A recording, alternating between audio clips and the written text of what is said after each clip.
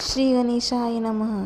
तर आज आपण जाणार आहोत त्र्यंबकेश्वरला व जिथे गंगा मातेचा उगम झाला आहे तिथलं आपण दर्शन घेणार आहोत. त्यापूर्वी मी माझं इंट्रोडक्शन करून देते.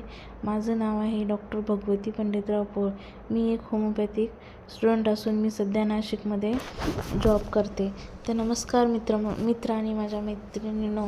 तर आज आपण त्र्यंबकेश्वरला खूप गर्दी होती, तर मी पुढं मग निवृत्तीरायाचं दर्शन घेतले व पुढं निघाले.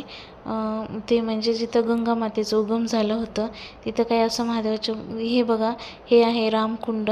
इथून पाणी येतात व इथले लोक जे राहतात ते पाणी इथून भरतात. तिथे मला काही शाळेत जाणाऱ्या 10वीच्या मुली, 8वी 9वी 10वीच्या मुली पण भेटल्या. मी त्यांच्याशी संवाद साधला व विचारलं, तुम्ही कसे राहतो एवढ्या जंगलामध्ये, रोज येणं जाणं करतो, हे बघा ह्यांचं लाईफ कसं असतं. नंतर त्या मुलींनी माझे काही व्हिडिओ फोटो काढले. नंतर मी पुढे खूप पायऱ्या होत्या चढायला, 200 ते 300 पायऱ्या होत्या. खूप थोडं थकलं होतं. बसत मी पुढं मग गंगा मातेचं दर्शन घेतलं.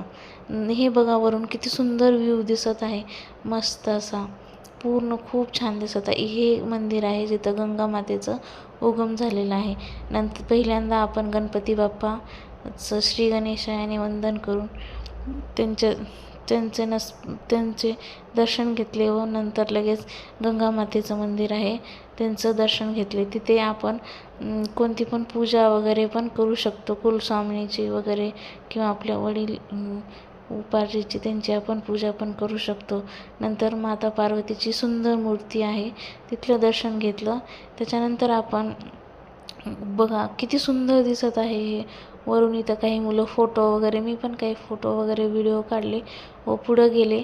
पुढं जिथं अहिल्यामाता आणि त्यांचे पती जे ऋषी होते त्यांनी 108 शिवलिंगाची पूजा केली होती. हे बघा 108 शिवलिंग,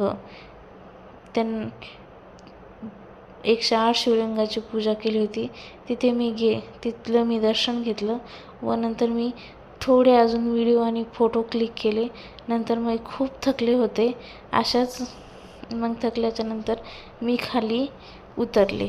तर हे बघा किती सुंदर नजारा आहे, किती सुंदर दिसत आहे ते ब्रह्मगिरी आपली.